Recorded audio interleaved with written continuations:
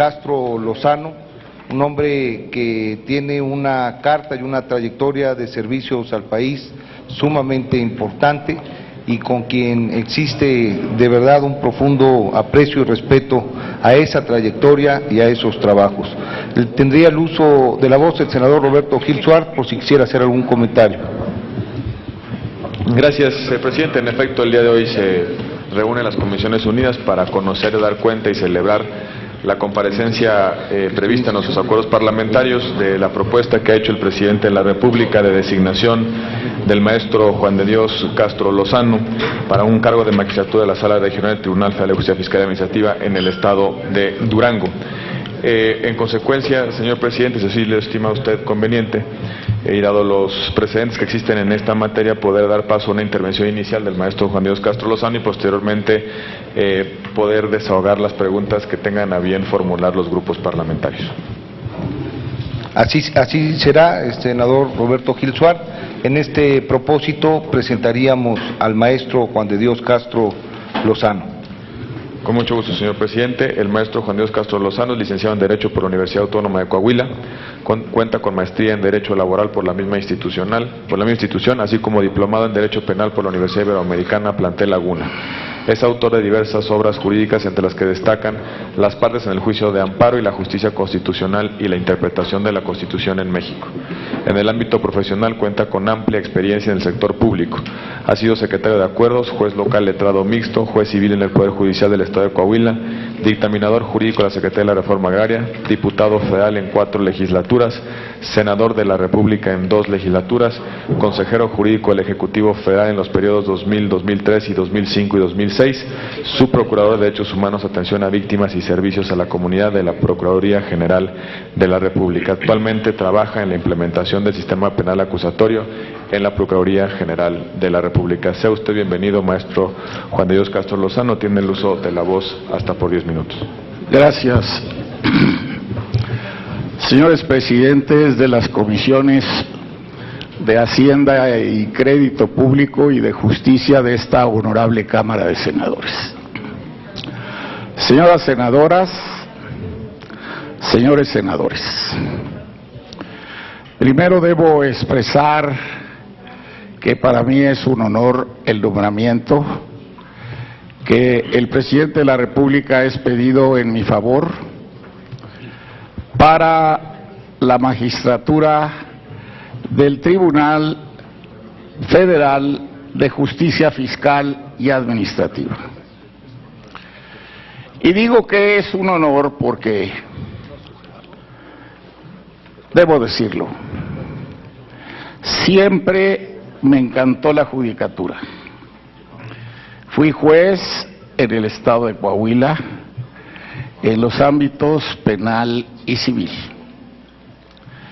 Y quiero expresarles también que probablemente ahora, si no hubiera ocurrido un incidente que lo recuerdo con agrado ahora, probablemente en este momento estaría pensionado por el Poder Judicial del estado de Coahuila, que es, aunque me siento duranguense porque llegué a Durango a los 14 años, es el estado de mi nacimiento.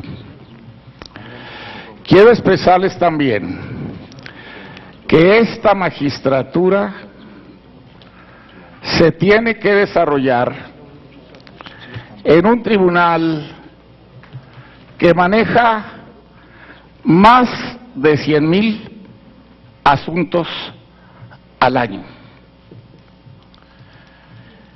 Hace aproximadamente 6 o 7 años se dijo, ante la carga de trabajo que tiene el Tribunal de Justicia Fiscal y Administrativa, hay 2 alternativas: la creación de un mayor número de salas o apelar, como en Francia, allá desde el año 1980, a la tecnología, a la informática, a los avances que en esa materia se han venido dando. se estableció un sistema intermedio. Se estableció el juicio sumario con menos plazos que el juicio tradicional que se lleva a cabo en ese tribunal. Y afortunadamente, de manera dinámica y permanente, se está avanzando con la tecnología, con el sistema en línea, no solo para el juicio tradicional, aclaro, también para el juicio sumario. Y cuando comentaba yo en un despacho de abogados fiscalistas y les decía, bueno, ¿cuál va a ser la ventaja en rapidez en cuanto al juicio en línea, el juicio sumario y el juicio tradicional, estos dos últimos que se pueden llevar en línea? Si falta algo que corresponde al Poder Legislativo. El juicio llevado en línea, mis estimados senadores, mis estimadas senadoras, tiene exactamente los mismos plazos que el juicio tradicional y que el juicio sumario. Ergo, ¿habrá comodidad? Sí. ¿Podré realizar las promociones por métodos electrónicos? Sí. ¿Podré conocer los acuerdos? Sí. ¿Tendré seguridad? Sí. ¿Tendré la firma electrónica? Sí. Pero si elijo la vía tradicional, que es cuando se presenta la demanda y se dice, quiero la vía tradicional o quiero el juicio en línea, depende del demandante. No hablo en el juicio sumario, porque la ley establece en qué casos procede el juicio sumario y no es opcional. En los casos que la ley establezca que procede el juicio sumario, no corresponde a la voluntad del demandante el escogerlo o no, si entra dentro de esas hipótesis. Entonces, ¿cuál es el trabajo que queda, mis estimados senadores? Que el Poder Legislativo, con apoyos, quizá, yo diría, ojalá que hubiera una disposición legal que estableciera un contacto directo entre la Consejería del Presidente de la República y el Presidente del Tribunal de Justicia Fiscal y Administrativa, no, que yo sé que se reúnen, y qué bueno, y se discuten temas, qué bueno, pero que oficial y legalmente se estableciera para poder establecer la posibilidad de proyectos, de modificaciones, de reformas a la legislación que actualmente se establece para poder ir avanzando en este sistema en línea que ha venido a beneficiar no solamente a este tribunal. El Poder Judicial ya lo tiene implantado. La Procuraduría General, parcialmente, la Procuraduría General de la República ha intentado, al menos la última noticia que tuve, de ir a la par con el Poder Judicial Federal para poder, con un simple opresión de tecla, cuál fue el último acuerdo que hubo en el expediente tal o tal respecto del asunto tal. Señoras, no quiero abusar, señores, de la paciencia de ustedes. Estoy a sus órdenes para el efecto de poder dar respuesta en la medida de mis modestas capacidades a las preguntas que cualquiera de los integrantes de la comisión sobre este u otros temas vinculados con el nombramiento tuvieran la amabilidad y gentileza de querer hacer. Muchas gracias. Al contrario, agradecemos al ciudadano Juan de Dios Castro Lozano su exposición y en este momento estaríamos abriendo el registro para intervenciones de las senadoras y de los senadores que lo deseen. Tiene el uso de la voz la senadora Dolores Padierna. Gracias, presidente. Licenciado Juan de Dios Castro Lozano, sea usted bienvenido al Senado de la República. Muchas gracias. Lo conocemos a usted desde hace muchos años, su larga trayectoria siempre ha sido muy respetable, es una persona honorable, estudioso, insisto, de una larga trayectoria, y su persona nos merece el más profundo respeto. Muchas gracias. Sin embargo, es usted un panista puro. Todos los cargos que ha ocupado en su expediente, que revisamos hace un momento, todos son panistas. 4 veces diputado del PAN, 2 veces senador del PAN, funcionario de 2 gobiernos panistas, y el tribunal, que es un órgano jurisdiccional, no creo que deba de llenarse de perfiles partidarios. Tiene otra función en la ley, en la Constitución. Felipe Calderón lo propuso a usted cuando Felipe era presidente, lo propuso para la Sala Superior. Ahora el nuevo presidente, Enrique Peña Nieto, lo propone para la Sala Regional.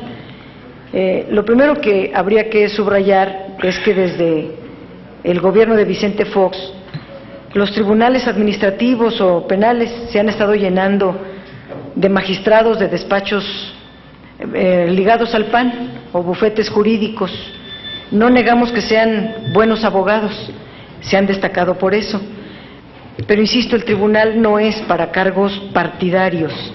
Hoy en la mañana 3 panistas propuestos por Enrique Peña Nieto concursaron para una terna de la Comisión Nacional de Hidrocarburos.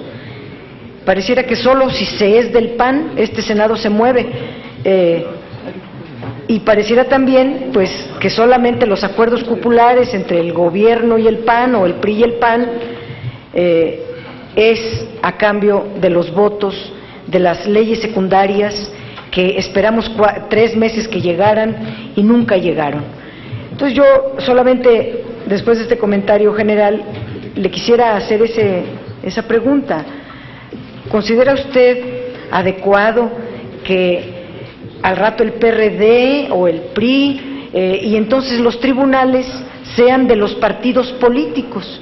Porque entonces el equilibrio de poderes, la función de los partidos al interior de un seno no partidario, de un espacio no partidario al seno de un espacio no partidario, pues puede contaminar las cuestiones. Y decirle, nosotros no tenemos por qué avalar un acuerdo cupular elitista que no se ha consultado con nadie, que llega hoy en la mañana para hoy en la tarde. Estos métodos nuevos que están ocupando ahora se dan solo cuando hay un acuerdo PRI-PAN, entonces sí se moviliza todo. Cuando no hay acuerdo, hasta se ha parado 3 meses la reforma electoral, no la podemos aprobar, justamente por la falta de acuerdos entre el PRI y el PAN. Afortunadamente en la reforma electoral estamos sentados en la mesa, siempre con propuestas, siempre con ideas, siempre con iniciativas. En este caso, pues por lo menos nosotros no fuimos invitados a eso, ni a la consulta siquiera, y nos vamos a abstener en este voto. Agradecemos la participación de la senadora Dolores Padierna y le rogaríamos al ciudadano Juan de Dios Castro Lozano pudiera responder la respuesta a través de su participación. La señora senadora doña Dolores Padierna ha tenido una delicadeza especial que agradezco a dirigirse a mi persona. No puedo menos que reconocérselo, y además está en su derecho de exponer la argumentación que ha dado en relación con mi nombramiento. Y con ese mismo derecho, con todo respeto, voy a dar puntual respuesta a lo que la señora senadora ha expresado en estas Comisiones Unidas. Quiero expresarles que efectivamente hay opiniones, no de ahora, desde hace muchas décadas, de que los cargos del Poder Judicial no deben ser ocupados por políticos. Me lo dijo un maestro mío que ya murió, que impartía derecho procesal. Sin embargo, quiero expresarles lo siguiente: yo creo que debía haber señalado en mi currículo a qué gobierno serví. La señora Dolores Padierna debe asimilar este dato que probablemente no venga en mi currículo. Sí viene que fui juez. Local letrado en aquella época se le llamaba lo que ahora se llaman juzgados mixtos, que atienden asuntos penales y civiles. En el estado de Coahuila, en 1975, recién había acabado yo mi carrera de Derecho. Pero quiero expresarle a doña Dolores que no fue en un gobierno panista. Fue en un gobierno estatal gobernado por don Óscar Flores Tapia, gobernador constitucional del estado de Coahuila en aquella época. O sea que ese cargo no fue en un gobierno panista, ni por cuotas, ni por arreglos, ni por acuerdos entre partidos políticos. No solo eso, la labor que realicé en el juzgado mixto originó que se me ascendiera a la primera instancia y fui titular del juzgado cuarto en materia civil, también en el gobierno de don Óscar Flores Tapia, gobierno que no era de Acción Nacional. Primera precisión. Segunda, por una idea de don Óscar Flores Tapia, que era el gobernador, en 1979 dije un incidente para mí agradable porque fue la causa y el motivo de mi carrera política posterior, que jamás pensaba en realizarla. Don Óscar Flores Tapia, por algún malqueriente, que no hay uno solo de aquí que no tenga, porque ¿quién es tu enemigo? Aquel que es de tu oficio. Entonces no hay nadie que no tenga, como dice José Martí, bienaventurado el que tiene enemigos, porque el que enemigos no tiene inteligencia que se le envidie, no tiene bienes que se le codicien, no tiene fama que los demás apetezcan. Entonces el que enemigos no tiene, decía José Martí, es un mediocre. Yo creo que todos los que están aquí presentes, uno que otro enemigo han de tener. Pero quiero decirles que algún enemigo o malqueriente mío algo le dijo al gobernador, y el gobernador ordenó que se me pidiera la renuncia. 18 de enero de 1979, gobierno del PRI. Y salí de juez. 2 días después entré a la Secretaría de la Reforma Agraria, también viene ahí, pero no dice de quién era el gobierno federal. En 1979, amigos míos, estaba de presidente de la República el señor licenciado don José López Portillo, y créanme que entré a la Reforma Agraria como asesor jurídico y dictaminador. Dictaminé asuntos que estaban pendientes desde 1937 y no sé cuántos centenares de asuntos dictaminé entonces, y no era gobierno de Acción Nacional. Y cuando mi maestro le decía la conducta del gobernador Flores Tapia, me dijo, bueno, hay una corriente de Piero Calamandrei. Piero Calamandrei es procesalista, discípulo de Chiovenda en Italia, que dice que no es conveniente que los políticos entren a determinados cargos, porque cuando el juez dicta sentencia y se trata de un enemigo político, así les va, Juan de Dios. No hubo un solo procedimiento ni una sola queja cuando fui juez. He trabajado 30 años en los cargos que ya ha mencionado amablemente el presidente de la Comisión de Hacienda y el señor presidente de la Comisión de Justicia. No he tenido un solo procedimiento en Contraloría con motivo del desempeño de mi trabajo. Nadie me podrá acusar que me he enriquecido en el desempeño de los cargos públicos hasta ahora. Y me he permitido, y aquí no sé si haya algunos señores diputados, cuando fui diputado en el año 2003, que le dije a Francisco Barrio, mi coordinador: Barrio, no me nombres ni me propongas como presidente de la Cámara, porque en ese momento ya no te voy a obedecer como coordinador, porque el presidente de la Cámara está sujeto a la ley. Ya no soy militante de un grupo parlamentario. El presidente de la Cámara representa la pluralidad de la Cámara. Creo que no hubo quejas sobre mi desempeño en ese sentido de parcialidad. Y podría abundar más sobre el tema, pero quise hacer esas precisiones. Si no son suficientes, con todo gusto abundo. Muchas gracias, licenciado Castro Lozano. Agradecemos la participación de la senadora Padierna y le pedimos al senador Carlos Mendoza Davis pudiese expresar sus preguntas. Muchas gracias.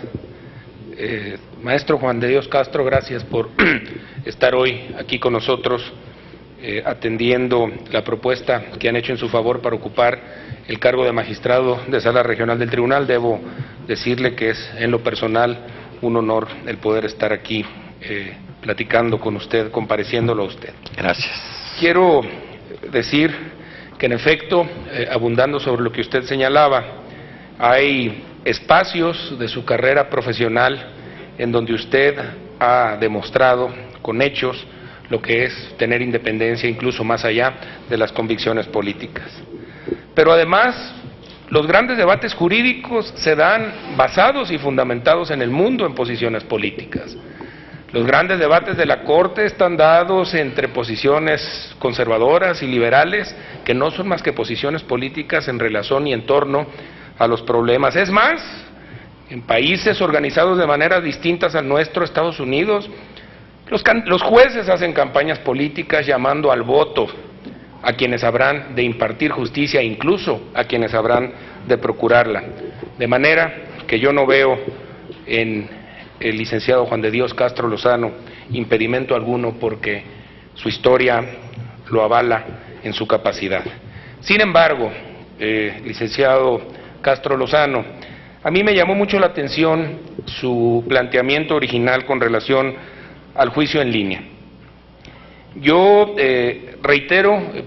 comparto con usted la idea de que México se encontró en una encrucijada en donde esto crecía de manera exponencial, un poco como la ley de Malthus, y no sabíamos cómo íbamos a alcanzar a detener ese rezago que se estaba creando en la impartición de justicia fiscal y administrativa.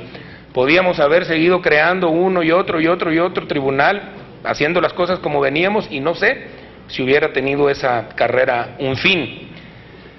Optamos por algo similar a lo que hizo Francia y lo que ha hecho un buen número de países, que es buscarle soluciones alternativas, utilizar todos los métodos cibernéticos aplicables y utilizar también ahora el conocimiento que tiene la gente de esas herramientas.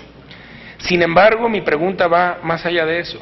Conscientes de que no hay una solución perfecta y de que había que entrarle al problema de alguna manera, mi pregunta es si considera usted que existe alguna desventaja en la utilización del juicio en línea en materia fiscal administrativa, si pensando en la cantidad estamos sacrificando de manera importante la calidad, o en su caso, qué matices o qué modificaciones se podrían dar para fortalecer esta ruta que además parece que ya no tiene vuelta y creo además que estuvo bien tomada la decisión para poder impartir justicia pronta y expedita, porque justicia, pues que no es expedita, en esencia deja de ser justa. Muchas gracias por sus comentarios.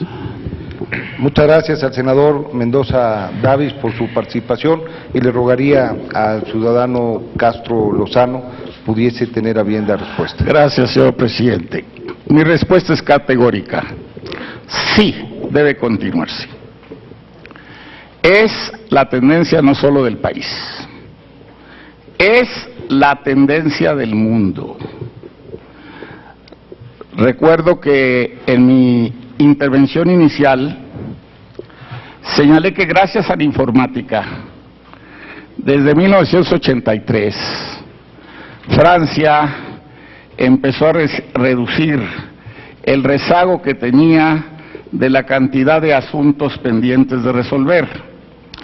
Nosotros seguimos el sistema francés, y debo decir algo, y dicen que es de sabios cambiar. Los señores magistrados de la Sala Superior del Tribunal de Justicia Fiscal y Administrativa, cuando fui yo consejero del presidente de la República, no estaba muy convencido del sistema francés. Estaba más convencido del sistema anglosajón inglés de judicialización de la justicia administrativa. ¿Por qué? Porque acababa de crearse el Consejo de la Judicatura. ¿Por qué? Porque a la Corte se le habían quitado cantidad de facultades que tenía. Y, perdónenme, no tenía sistemas de control el Tribunal de Justicia Fiscal y Administrativa. Yo recuerdo que a una excelente magistrada, doña Guadalupe, del Tribunal de Justicia Fiscal y Administrativa, en una visita que les hice, le dije: ¿podría decirme, presidenta del tribunal, cuántos magistrados han sido sometidos a procedimientos de responsabilidad en los últimos 10 años? Me dijo: señor consejero, ninguno. Le dije: eso me revela, lo único que me revela es que la ley tiene que modificarse y cambiarse para establecer un procedimiento de responsabilidad que ya existe en la nueva ley. Verbigracia: cuando un magistrado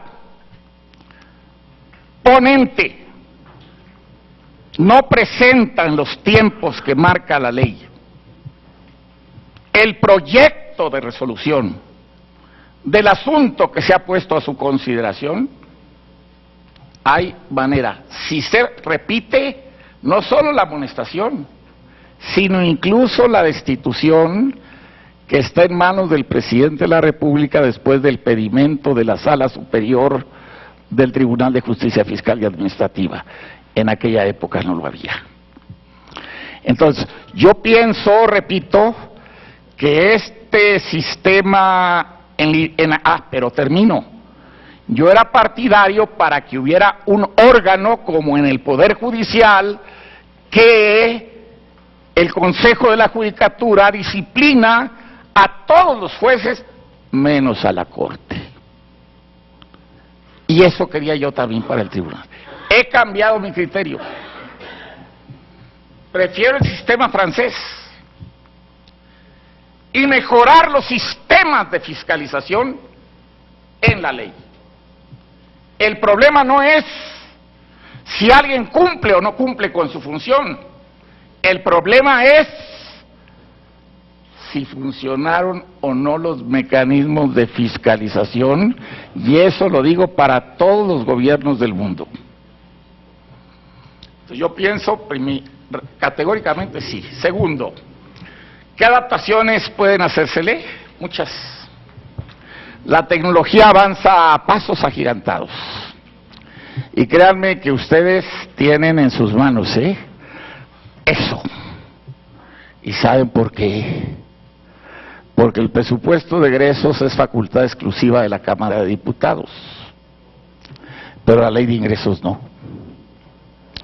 Y la ley de ingresos puede darle mayores recursos al país y ya tratar de sensibilizar a los señores diputados, ya no son ustedes, cosa que Tena, desde el principio Tena criticó, le quitaron al Senado la facultad.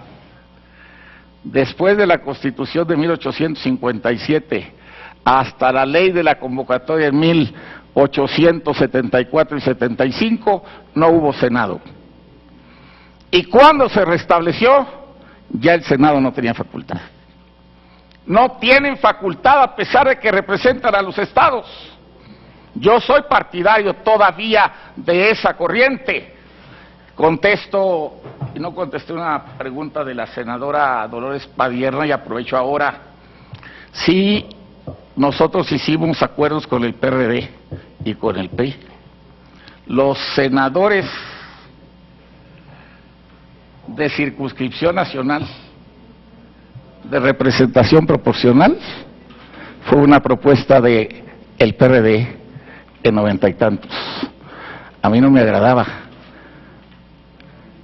pero la aceptamos porque lo que proponíamos que no agradaba a otros partidos lo aceptaron. Así es una negociación. Sí, en aquella época, no sé ahora, negociamos con PRD y logramos muchas cosas con el PRD. Pero continúo.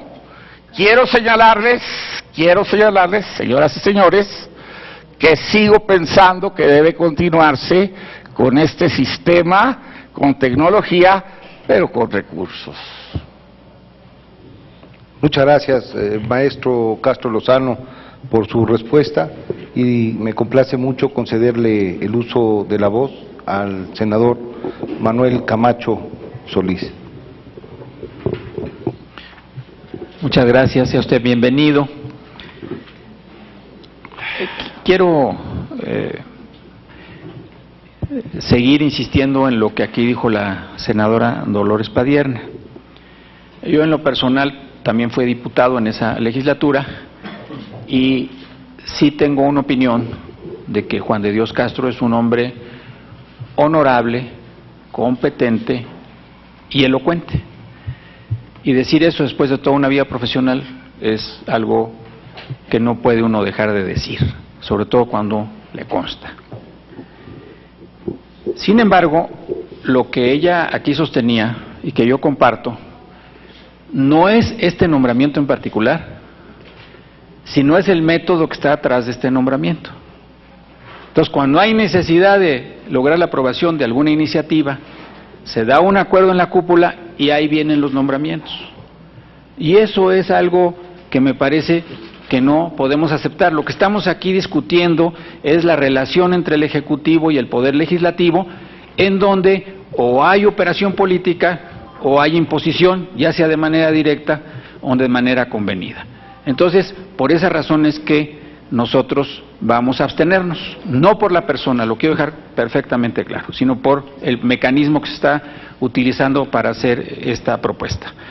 Sin embargo, sí quisiera hacerle al licenciado Juan de Dios Castro dos preguntas relacionadas con la función que en su caso desempeñaría.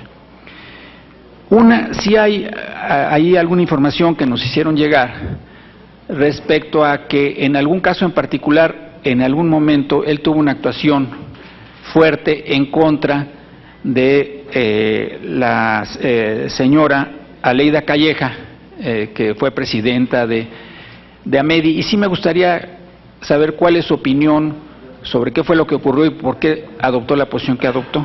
Y la segunda pregunta, de carácter más general, es la siguiente: si uno observa las resoluciones de los magistrados, en muy pocas ocasiones son favorables al interés público. El porcentaje de decisiones favorables al interés público es claramente minoritario. Entonces, ¿cuál es su opinión, licenciado, de cuál es la razón por la que no se está defendiendo, por lo menos parece no estarse defendiendo de manera más eficaz, el interés público? ¿Se debe esto a la fuerza de las empresas? ¿Se debe a la capacidad de los despachos que defienden las empresas? o se debe, aparte de las debilidades o los problemas jurídicos que haya, también a problemas de los jueces, a que no hay la suficiente vocación de defensa del interés público en algunos magistrados. Muchas gracias por sus respuestas. Gracias. Muchas gracias por sus preguntas, senador Camacho, y le pediría al maestro Castro Lozano pudiera hacer uso de la voz para responderlas. Me agrada mucho que ha planteado usted, sobre todo la primera cuestión, mi estimado don Manuel. Efectivamente tuve un cambio, quizá no fui amable en el intercambio de opiniones de la señora Leida Calleja y su servidor, cuando yo desempeñaba el cargo de subprocurador de Derechos Humanos, Atención a Víctimas del Delito. Y voy a decir algo que no podía decir entonces y que lo voy a decir ahora porque usted me hace la pregunta. Efectivamente, yo llamé, y usted no lo dijo, tuvo la gentileza de no decirlo, pero yo quiero aclararlo y decirlo yo. Y no lo aclaré debidamente entonces. Le dije, doña Leida, usted es enemiga del Estado. ¿Se acuerda, don Manuel, que esa fue la expresión? Creo que toda la prensa del país la recogió. Pero la palabra Estado se puede referir como, por ejemplo, en México el presidente de la República es, aparte de titular del Ejecutivo Federal, el jefe del Estado mexicano. O como se puede decir en un régimen parlamentario, donde el rey reina pero no gobierna, y el primer ministro no es el jefe de Estado. Jamás, nunca lo dije en ese sentido. Lo dije en el sentido de entidad federativa. Lo dije en el sentido de que había dificultades graves y serias entre la señora Aleida y el gobierno de uno de los estados de la República. Y dije también que en materia, porque el tema era periodistas, hablaba ella también de comunicación, estaciones de radio. Le dije, perdónenme, es que en materia de la Fiscalía para Periodistas, y se los digo ahora, el 95% de las faltas penales contra periodistas son del orden común, no del orden federal. Y además hubo algo por el cual yo estaba molesto y además atado de manos y en silencio, porque podía haberlo. Recibimos una queja de un grupo de campesinos del lugar de origen de la señora. Y esa queja se abrió la investigación y el origen fue la computadora de la señora Leida. Después se desistieron. Quiero decirle con toda franqueza en qué situación anímica estaba en esos dos momentos. Primero pensaron que yo decía, usted es enemiga de la República. No. Sencillamente tenía dificultades gravísimas y el gobierno federal, por el federalismo, no puede hacer nada con un gobernador del Estado. No solo eso, nuestro secretario de Gobernación envió a quienes estaban afuera de Gobernación al Senado para que quitaran a Ulises, creo era el gobernador de Oaxaca. Yo les dije, oiga, perdónenme, el presidente, nadie, ni el Senado, para acabar pronto, puede quitarlo. La fracción sexta del 76 de la Constitución es clara. Puede nombrar gobernador provisional cuando hayan desaparecido los poderes. Y no habían desaparecido los poderes. Tampoco puede hacer nada en declaración de procedencia para quitarle el fuero. ¿Por qué no puede hacer nada en declaración de procedencia para quitarle el fuero? Porque la Constitución dice que si se somete a declaración de procedencia a un gobernador del Estado ante la Cámara de Diputados y se le priva el fuero, la resolución se le manda al Congreso local para que resuelva lo conducente, en atención al respeto del régimen federal que vivimos. Esa es mi explicación. Reconozco y me declaro culpable de no haber sido ni tenido la delicadeza que para conmigo tuvo hoy la senadora Dolores Padierna. Pero era el estado anímico por la información que yo ya tenía y que ya había desistimiento y ya no se podía continuar con la averiguación. Segundo, se debe a los tribunales, se debe a los despachos muy fuertes, se debe a los jueces. Yo digo, mi estimado senador, que me declaro realmente incompetente para señalar una sola causa. Hay jueces corruptos y hay jueces honestos. Y en tribunales como el de Justicia Fiscal y Administrativa, los asuntos son de cientos de miles y de cientos de millones de pesos. Ya hay despachos extremadamente fuertes. Yo estoy de acuerdo con lo que dijo la senadora en abstracto y lo que dijo usted, en el sentido, pero ¿qué quiere? Así lo dice la Constitución. Nombre el presidente y apruebe el Senado. Intervienen dos poderes. Si este sistema no está dando resultados, hay que pensar en otro que lo dé. Si se refiere a los jueces, y perdónenme, ya es competencia de los señores legisladores y del presidente de la República, que tienen derecho a iniciativa, y hasta de la iniciativa popular, si se logra suscribir el porcentaje que marca la Constitución del número de ciudadanos que nombran, que establece el padrón. El otro factor, los grandes despachos, claro, tiene mucho que ver. No es lo mismo, en primer lugar, los jóvenes que están egresando, pocos se dedican al derecho fiscal.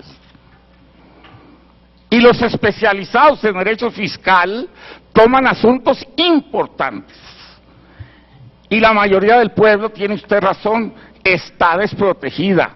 Afortunadamente ya crearon ustedes la Procuraduría del Contribuyente.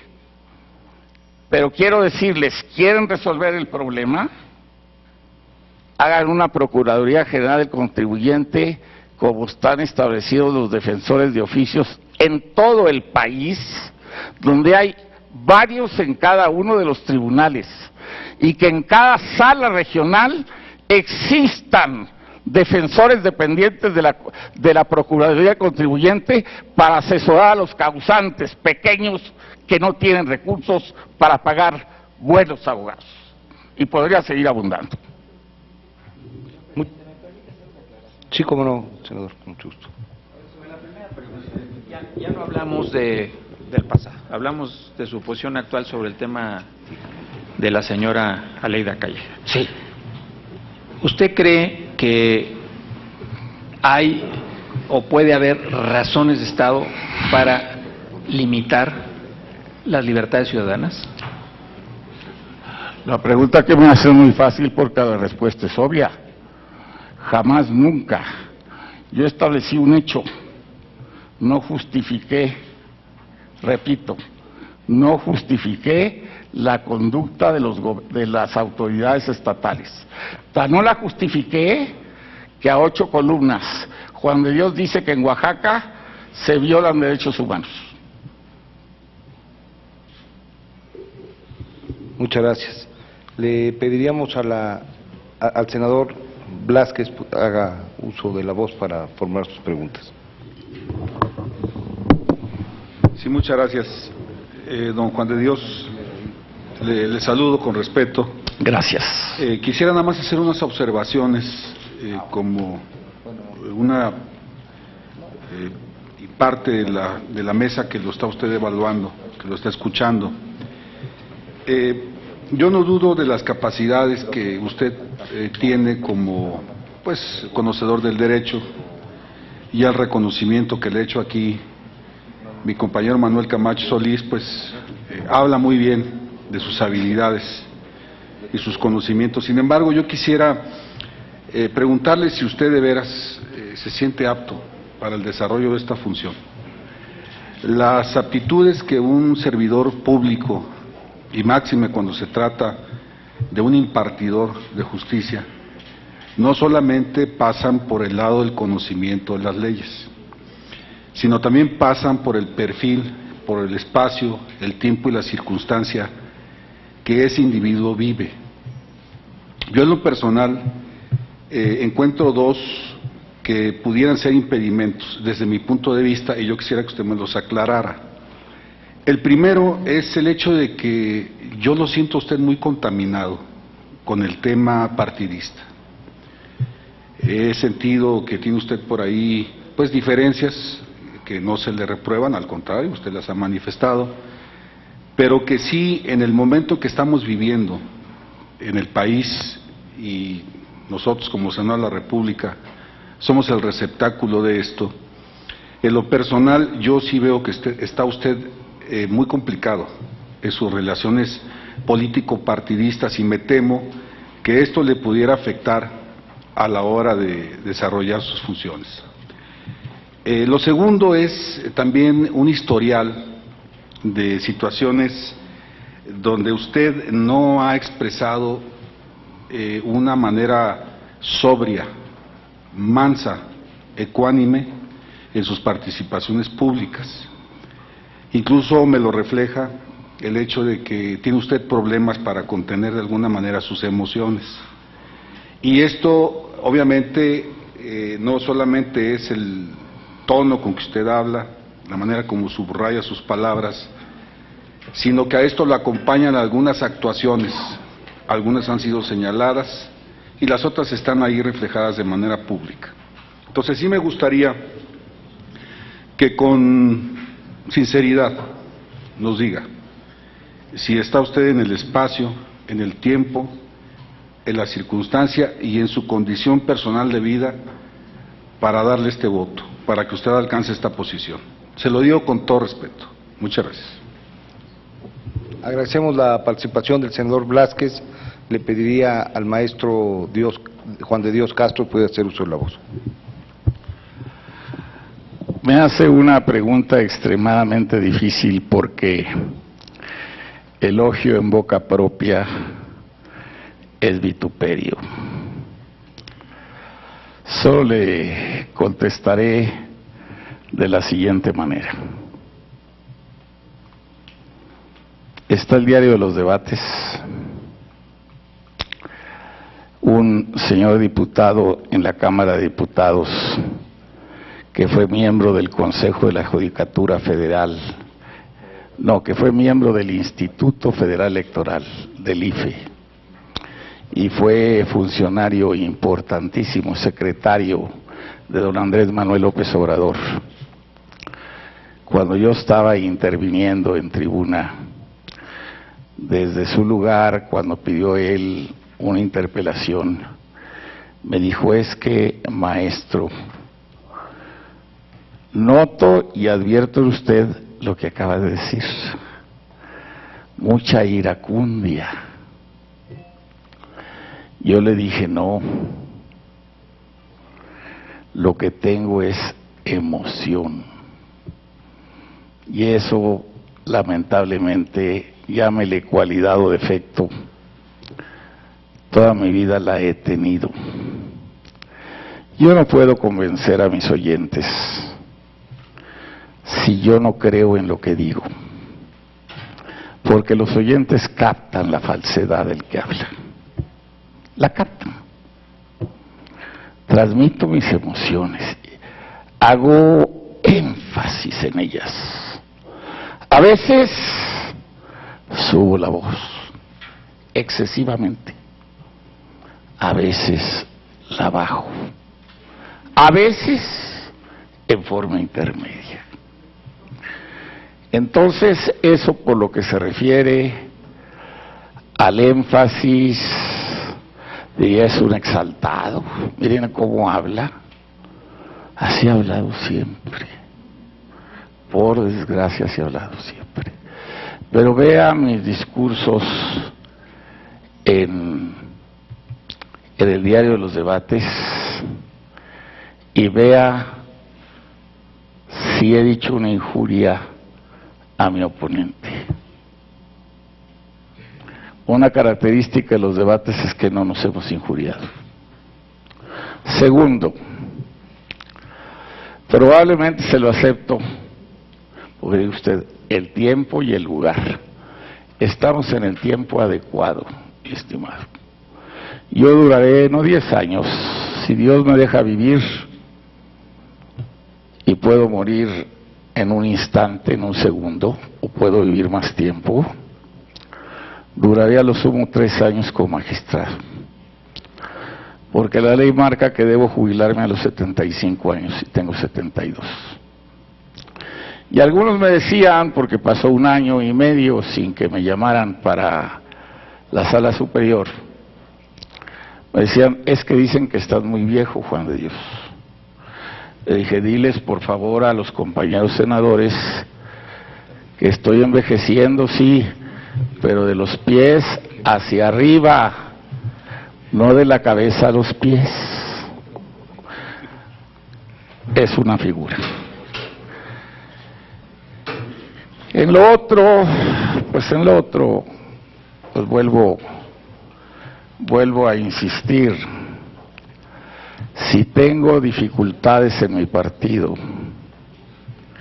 yo le diría a usted, ¿qué miembro del partido PRI, PAN, PRD? Yo llevo en mi partido 51 años, desde que tenía 18 años de edad. Si usted me hubiera conocido de joven, ahí sí no le digo nada, la exaltación era mayor. Ahora pienso más las cosas antes de decirlas. Mis discursos los preparaba antes. Y las sentencias, perdóneme, yo debo despojarme de mi ideología política, debo despojarme de mi religión, debo despojarme de mis creencias más acendradas y acatar la decisión del legislador plasmada en la ley. Así dice Piero Calamandrei en el elogio de los jueces. Y quiero decirles que si a pesar de eso, alguno de mis adversarios litigara en mi sala, el legislador previó que ningún magistrado está exento de lo que usted acaba de decir. No solamente yo, ninguno. ¿Por qué?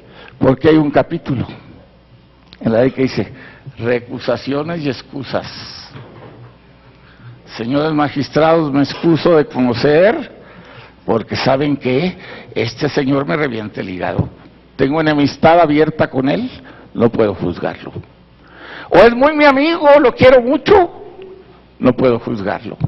O es mi pariente, lo quiero tanto, que es mi yerno, se casó con mi hija, aunque caigan malos yernos, ¿verdad? Entonces, mi estimado senador, tenga la certeza que se actuaré. Muchas gracias, maestro Castro Lozano. Tendría el uso de la voz, de nueva cuenta, la senadora Dolores Padierna. Posteriormente se han registrado el senador Mario Delgado, la senadora Arely Gómez y el senador Roberto Gil. Con esta lista estaremos concluyendo la comparecencia, si no es que hubiese alguna otra participación. Pues perdone, Juan de Dios Castro Lozano, pero los hechos del 2006, de mayo de 2006, fueron muchísimo más graves de lo que usted está aquí comentando. Cuando usted, en mayo de 2006, era subprocurador de Derechos Humanos, asesinaron a las indígenas Felicitas y Teresa de la zona Triqui de Oaxaca.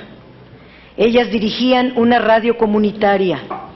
La dirigente de una organización social, Aleida Calleja, las defendió públicamente, jurídicamente, y en un foro internacional usted justificó el crimen diciendo que esa radio comunitaria no tenía permiso.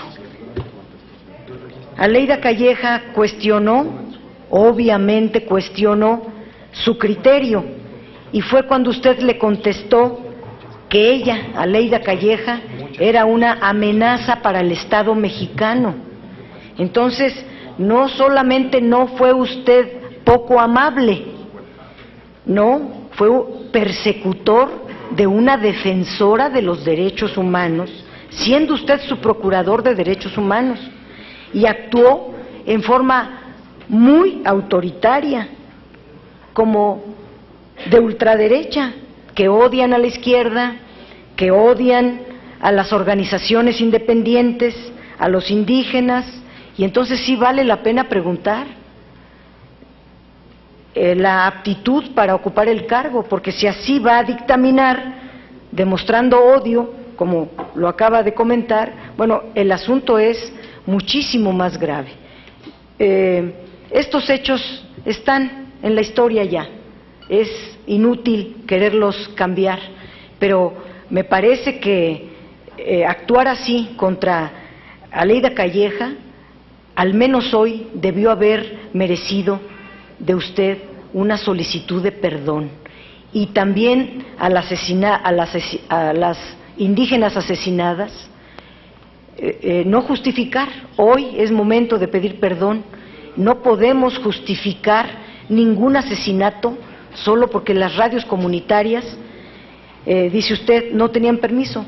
Hoy día, en la mayoría de las comunidades indígenas existen radios comunitarias. Logramos una reforma constitucional que por fin las incluye. Lamentablemente, las leyes secundarias del presidente de la República, que lo propone a usted, quiere desaparecerlas en las leyes secundarias y dar marcha atrás en los acuerdos constitucionales. Esos son los hechos claros. Gracias, senadora. Le suplicaríamos al ciudadano Juan de Dios Castro Lozano pudiera hacer uso de la voz para dar respuesta, y posteriormente le pediríamos al senador Mario Delgado su participación. Respeto sus palabras, senadora, y diré nada más lo siguiente. Primero, doy una disculpa amplísima por mi descortesía. Eso fue mi falta entonces. Segundo, lo que usted habla de una reunión internacional, con todo respeto, senadora, no es verdad. Durante mi desempeño como subprocurador, jamás nunca, y pueden ustedes examinarlo en la oficialía mayor, jamás nunca salí del país al desempeño de una comisión oficial. Jamás. Segundo, lamento profundamente no solo la muerte de las dos indígenas triquis, la cantidad de muertes que ha habido en el país y la sangre derramada por X o Z circunstancias. Y por supuesto, yo de veras tendría un corazón de piedra si no me conmoviera la muerte de cualquier ser humano, no importa quién fuera. Respecto de que yo sea de ultraderecha, no lo soy, senadora. Tan es así que tuve amigos entrañables, muy queridos. Alejandro Gascón Mercado, Valentín Campa, Demetrio Vallejo, el Búho, amigos muy queridos, doña Rosario Barra de Piedra, que eran de izquierda. Y de veras trascendió nuestra relación legislativa para ser, incluso del PPS. Me acuerdo de Martín Tavira, que era del PPS, decía de izquierda, que alguna vez dijo, en broma dijo, el diputado Juan de Dios Castro Lozano de la Iniciativa, utilizando mis apellidos. Pero si eso es su idea y su opinión, ojalá haya algún día que usted la cambie, es mi mejor deseo. Pero quiero decirle que soy inocente de lo que se me imputa. Muchas gracias. Muchas gracias a usted. Senador Delgado tiene uso de la voz. Muchas gracias. Buenas tardes, maestro, darle la bienvenida al Senado, reconocer su amplísima trayectoria. Bastan unos minutos para darse cuenta que está uno frente a un hombre de convicciones y de pasión por el derecho.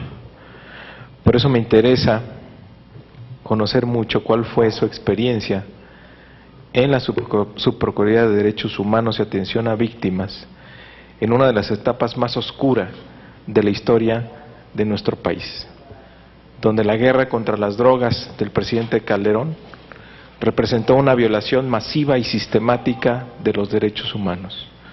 Y hoy tenemos el triste balance que, además de los 70,000 muertos que se contabilizaron, tuvimos por parte de esta administración la noticia que tuvimos 26,000 desaparecidos y más de 100,000 desplazados. ¿Cómo fue la experiencia de ese hombre del derecho ocupando esa posición precisamente, la de subprocurador de Derechos Humanos y Atención a Víctimas? ¿Y qué diferencia hizo usted desde esa posición? Antes que nada quiero hacer una precisión, porque hay un error en que se ha incurrido y creo que se sigue incurriendo. Una cosa es los órganos autónomos como la Comisión Nacional de Derechos Humanos, que es responsable de abrir, indagar, investigar, incluso con las nuevas facultades que se le dio con las reformas constitucionales. Y otra cosa es la Subprocuraduría de Derechos Humanos de la Procuraduría General de la República. Yo velaba porque los servidores públicos de la PGR no violaran derechos humanos, no si el ejército los violaba, o las policías estatales, o los gobernadores, o los secretarios de Estado, no. Mi función era exclusivamente relacionado con el personal de la Procuraduría General de la República. Pero quiero decirle que ese personal lo tenía distribuido en muchas entidades, en los juzgados de distrito, para que no se vulneraran los derechos humanos ni de las víctimas ni de los inculpados. No tuve cantidad de experiencias, y algunas terriblemente espantosas. Imagínese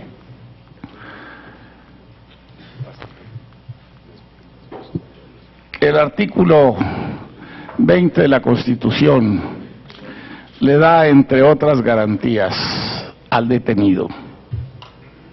Estoy hablando del detenido, y luego hay otro apartado para la víctima.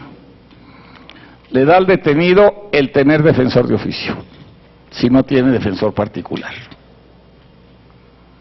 Y le da la oportunidad de ofrecer pruebas dentro, ya no hablo del sistema procesal acusatorio, penal acusatorio. Estoy hablando del orden común, porque a nivel federal hay hasta el 2016 para que entre en vigor. ¿Está el detenido? ¿Tiene defensor? No, no tengo. Háblenle al defensor de oficio. Y llega el defensor de oficio y se planta ahí. Termina la diligencia y firma. Pregunto, ¿el defensor de oficio leyó el expediente? ¿Le dieron tiempo de leer el expediente? ¿Leyó las declaraciones de los testigos de cargo? ¿Leyó las periciales que levantó el agente del Ministerio Público para poder ofrecer pruebas dentro del proceso que se va a llevar a cabo 1 año, año y medio, 2, no sé? No. Incluso había defensores de oficio que llegaban, haga de cuenta, en patines. Es que me acaban de llamar. En el momento en que ya quedan 1 hora, hora y media para consignar. Y lo que yo siempre insistí con todos los que mandaba es que diariamente cuántos eran detenidos, que entrevistaran a los detenidos si tenían abogado que los defendiera, y que hablaran con los defensores de oficio para que con tiempo se enteraran del contenido del expediente y pudieran defender. Por cuanto a las víctimas, tenía otra área que se llama atención a víctimas del delito. Mi experiencia es favorable para todos los señores gobernadores del país. Abrí 14 casas de víctimas. ¿Sabe con cuánto dinero? Con ni un centavo. Tenía 0 pesos de presupuesto. ¿Y cómo las abrí? Pues porque iba a hablar con el gobernador me facilitaba una dependencia estatal, el gobernador pagaba luz, agua, teléfono, limpieza, o el presidente municipal, se combinaban con el DIF, con el área social del gobierno del estado para proteger a víctimas. Y tengo otras experiencias también, por supuesto que tengo muchas. Era una subprocuraduría que debo decir a la que no se le prestaba atención. Y para evitar que me imputaran responsabilidades, porque salí a todos los estados de la República, di conferencias sobre derechos humanos en casi todas las universidades del país, visité escuelas primarias, visité escuelas preparatorias, y hablábamos y mandaba todo mi equipo preparado y capacitado sobre el daño de las drogas, las medidas preventivas, entrevistas con los directores de escuela. Casi el problema eran familias disfuncionales. Y más grave aquí en el Distrito Federal, la abuelita, la mamá, el papá y el niño distribuyendo drogas en niño en su escuela, apoyado por toda la familia. Tiene que ser una combinación gubernamental de varios sectores para poder atacarlo. Y podría darle muchas otras. Muchas gracias, licenciado Castro Lozano. Tiene el uso de la voz la senadora Arely Gómez.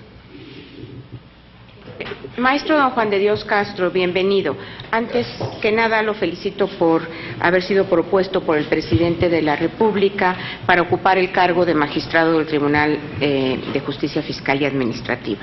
Su amplia trayectoria jurídica, la cual es indudable, serán un insumo muy valioso en el trabajo de este importante tribunal.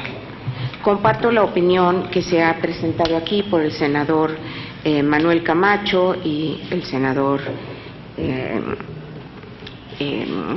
Mario Delgado, en el sentido de su experiencia, su honorabilidad y su capacidad de trabajo.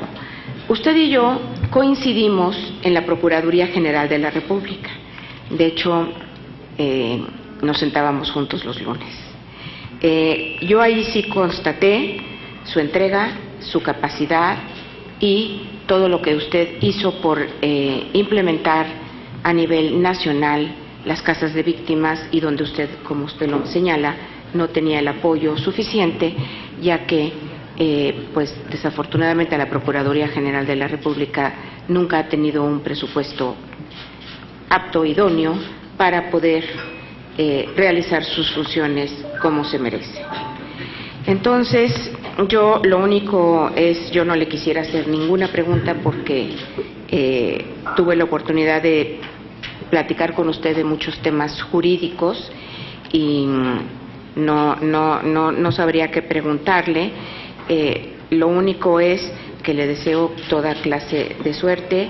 Sé lo empeñoso que es usted en su trabajo, lo que ama a su trabajo, y es de lo que yo puedo hablar y desearle lo mejor en caso de ser seleccionado y en esta nueva etapa de su vida, que como usted lo dice serían estos 3 últimos años. Gracias. Gracias. Agradecemos la participación de la senadora Arely Gómez y le pedimos al senador Roberto Gil Suárez pudiera formular sus preguntas. Gracias, presidente. Maestro Juan de Dios Castro, le reitero la bienvenida. En una ocasión, en un debate del Consejo General del Instituto Federal Electoral, en el que usted fungió como consejero del Poder Legislativo, escuché de viva voz a 2 representantes de 2 fuerzas políticas diferentes y diferentes también a la suya, decir que usted era uno de los abogados más sólidos de este país. Hoy quiero agregar, don Juan de Dios, que solo una persona con buena conciencia se somete y somete por completo a escrutinio congresional, no solamente su vida política, sino también cada una de las decisiones que tomó en esa vida política. Y lo hace por una función jurídica a la que se le ha propuesto y que corresponde a este Senado analizar si tiene usted las aptitudes y los conocimientos para poderla ejercer. Una persona con mala conciencia no se somete a un ejercicio de esta naturaleza. Yo le quiero decir, maestro Lozano, que está usted propuesto para ejercer la función de resolver los conflictos que se generan por la prestación de servicios públicos, por la actividad del Estado, y para definir y delimitar las relaciones entre los ciudadanos y las administraciones públicas. Y la pregunta que se debe hacer en este Senado es si tiene usted los conocimientos y la aptitud jurídica para poder ejercer ese cargo. No tengo duda que usted conoce profundamente el funcionamiento del Estado. No tengo duda de que muchos de los contenidos que están previstos en la ley que usted va a aplicar fueron redactados de su puño y letra. No tengo duda de que a la función de interpretación del derecho que se le ha de encomendar, usted es un experto. No solamente porque lo ha hecho en ejercicio de su práctica profesional, sino porque ha estudiado desde la academia los métodos de interpretación y de argumentación jurídica. No tengo duda de que la misión que se le encomienda en este cargo, de velar por el interés público, lo habrá de honrar adecuadamente en razón de que ese ha sido el sello de su vida política. Dice usted que un juez debe despojarse de su ideología política y de sus convicciones más profundas.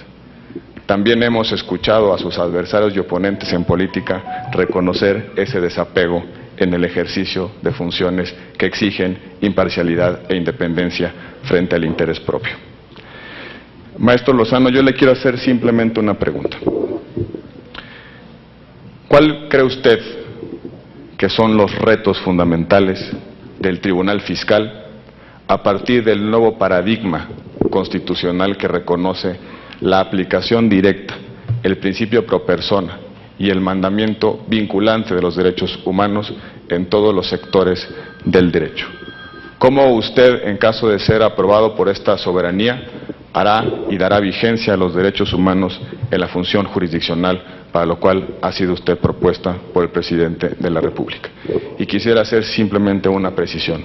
No fue usted propuesto por ninguna negociación partidaria indigna. Gracias, senador Gil Suárez, por su participación.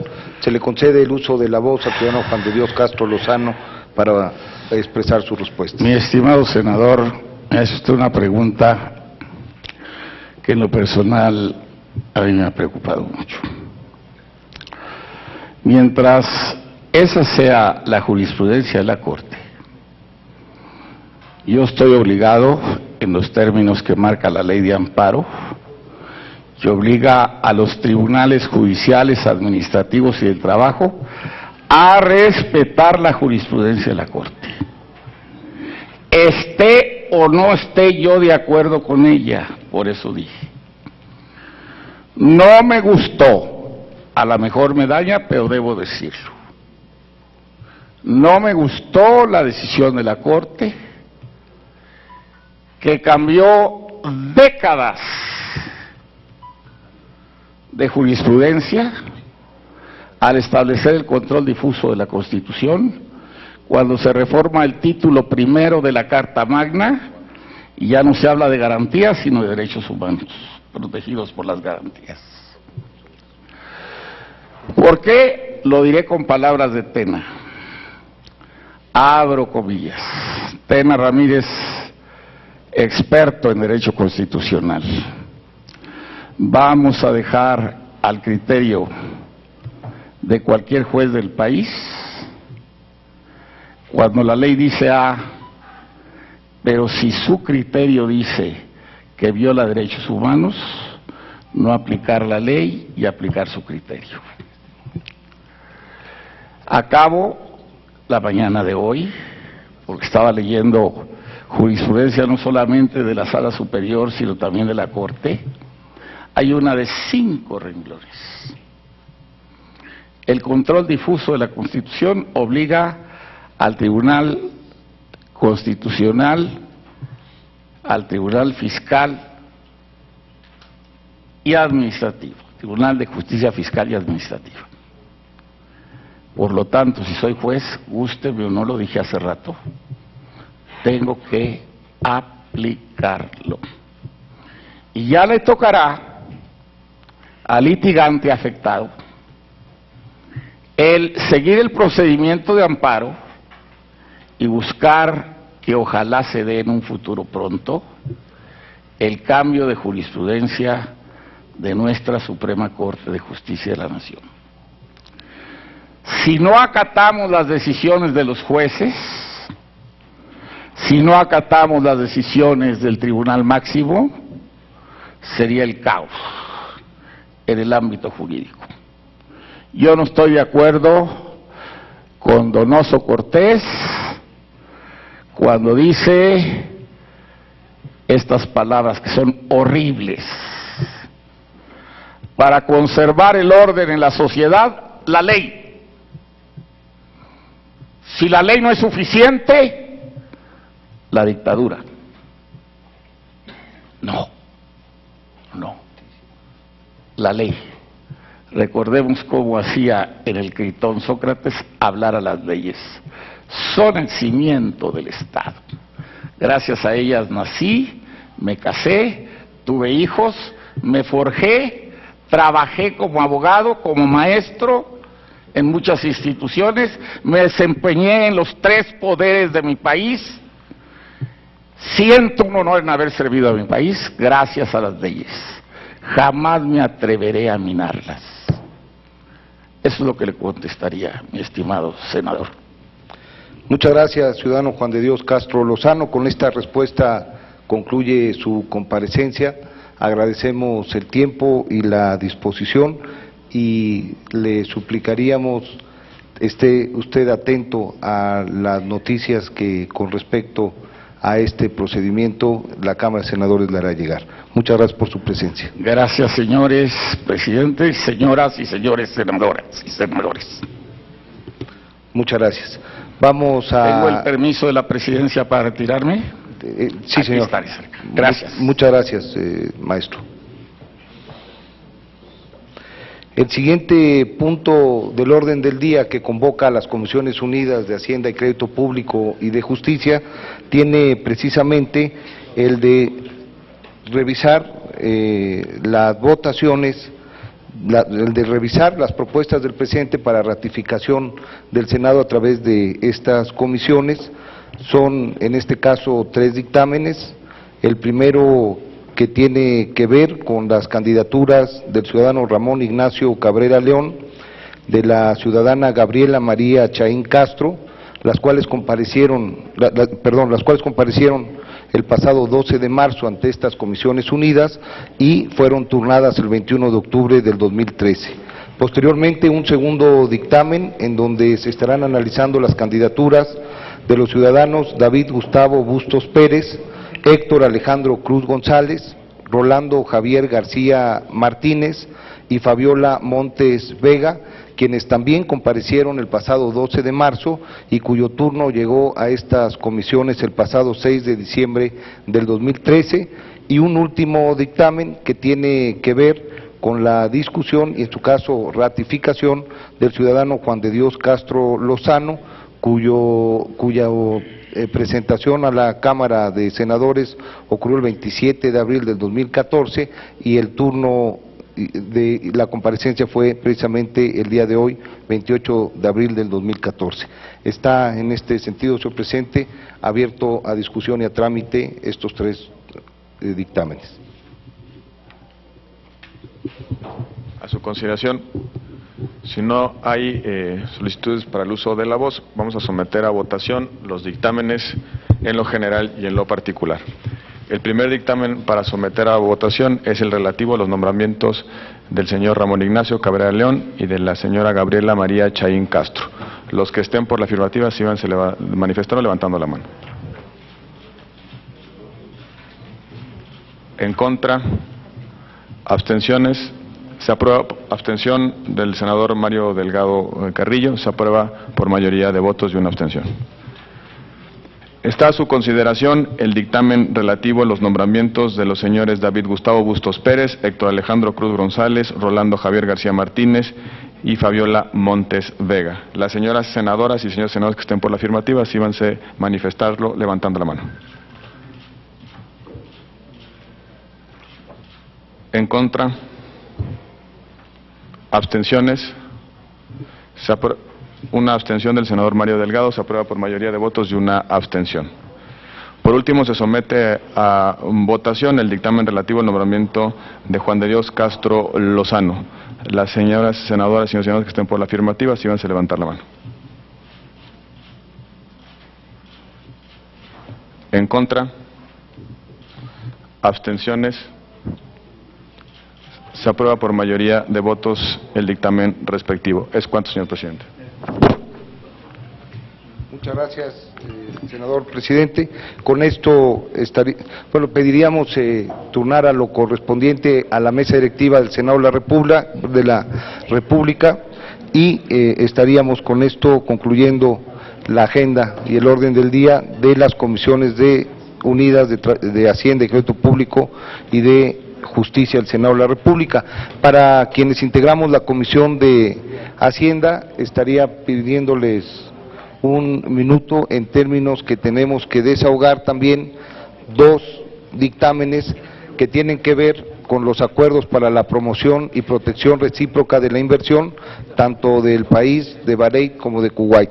Agradecemos la presencia de las senadoras y de los senadores integrantes de la Comisión de Justicia y evidentemente abrimos la invitación por si tienen interés de participar en este orden del día de la Comisión de Hacienda. Muchas gracias. ¿Qué pasó? ¿Qué pasó?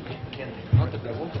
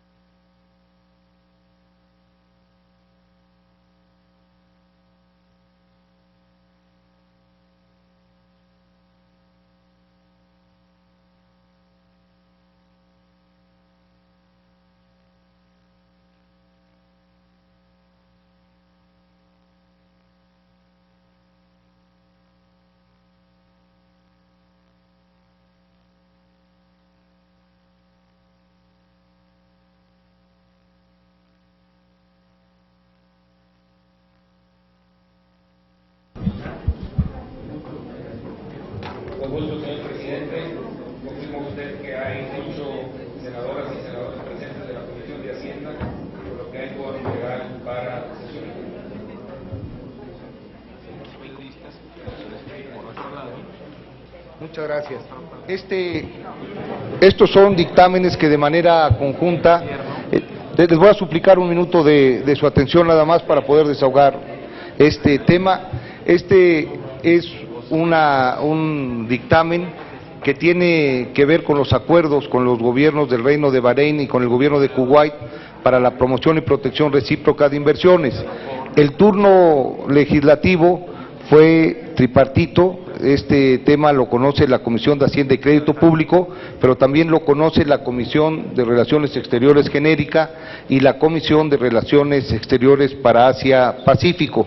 Les informo a las señoras senadoras y a los señores senadores integrantes de la Comisión de Hacienda que estas comisiones ya celebraron su reunión de trabajo y en esa sesión dictaminaron favorablemente estos dictámenes. Es importante dejar en claro que esta figura, la de Acuerdo para la Promoción y Protección Recíproca de las Inversiones, pretende mejorar el clima de la inversión directa para nuestro país, generar condiciones de competitividad para los inversores de nuestro país en algunas otras partes del mundo, generar un marco jurídico mucho más favorable para la inversión nacional en demás puntos extranjeros y para que quienes estén en esa condición vean atractivo invertir en nuestro país, así como promover la diversificación de la inversión extranjera directa en el país. Si usted no tiene inconveniente, brevemente le pediría al secretario técnico pudiera leer el acuerdo de promoción y protección recíproca de inversión para los dos casos que nos ocupan. Claro que sí, señor presidente. Estos dos acuerdos se suman a la red de 28 acuerdos que ya están firmados por México, en los que se pueden destacar Argentina, Cuba, Alemania, Austria, Dinamarca, España, entre otros. Como usted comentó, la idea es promover la inversión de extranjera directa en México y en estos países. En el 2012, Kuwait ocupó el primer lugar de exportación de inversión extranjera en la región de Asia Occidental, según datos del último reporte de la inversión en el mundo. Y asimismo, durante los años, Kuwait ha invertido cada vez más en el mundo y en el periodo de 2007-2012, las inversiones directas en el exterior fueron un promedio de unos 7.5 mil millones de dólares anuales. El gobierno de Kuwait se propone estimular la inversión extranjera como demuestra la reciente decisión de permitir por primera vez la participación extranjera en el desarrollo de los recursos energéticos de su país, concretamente la producción de gas natural, con el objeto de facilitar la adquisición de tecnología y los conocimientos técnicos para explotar esos recursos de manera eficaz. El acuerdo es: la Cámara de Senadores del Honorable Congreso de la Unión, en ejercicio de la facultad que le concede el artículo 76, fracción 1, párrafo 2 de la Constitución Política de los Estados Unidos Mexicanos, aprueba el acuerdo entre el Gobierno de los Estados Unidos Mexicanos y el Gobierno del Estado de Kuwait para la promoción y protección recíproca de inversiones, firmado en la Ciudad de México el 22 de febrero de 2013. En el caso del gobierno de Bahrein, en 2012 los flujos de inversión extranjera de Bahrein en el mundo se ubicaron en 922 millones de dólares. En el periodo 2007-2012 las inversiones directas en el exterior fueron en promedio 608 millones de dólares anuales. Por ello, siendo Bahrein un importante exportador de capital, al igual que otros países de Medio Oriente y México un importante destino de inversión con gran potencial, se busca mediante este acuerdo con Bahrein brindar certeza jurídica y atraer mayores flujos de inversión. El decreto se lee: artículo único. La Cámara de Senadores del Honorable Congreso de la Unión, en ejercicio de la facultad que le concede el artículo 76, fracción 1, párrafo 2 de la Constitución Política de los Estados Unidos Mexicanos, aprueba el acuerdo entre el Gobierno de los Estados Unidos Mexicanos y el Gobierno del Reino de Bahrein para la promoción y protección recíproca de las inversiones, firmado en la ciudad de Manama el 29 de noviembre de 2012. Es todo, señor. Distinguido secretario, está a consideración de las senadoras y de los senadores el uso de la voz por si habría alguna observación que presentar. No habiendo oradores registrados, procesaríamos a registrar el sentido de la votación de estos dos dictámenes y en este sentido le pregunto a las senadoras y a los senadores quienes estén a favor del dictamen de acuerdo con el gobierno del Reino de Bahrein para la promoción y protección recíproca de las inversiones, que sirvan expresarlo levantando la mano.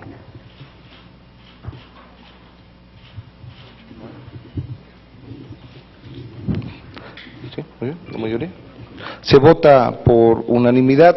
Pondríamos a consideración de los distinguidos integrantes de la comisión el dictamen correspondiente con el gobierno de Kuwait para la promoción y protección recíproca de las inversiones en los términos que aquí se expresaron. Quienes estén por la afirmativa, sírvanse manifestarlo. También aprobado por mayoría, túrnese a la mesa directiva del Senado de la República para sus efectos legislativos. Agradecemos la presencia de las senadoras y los senadores. Con esto concluimos la sesión de trabajo del día de hoy. Muchas gracias.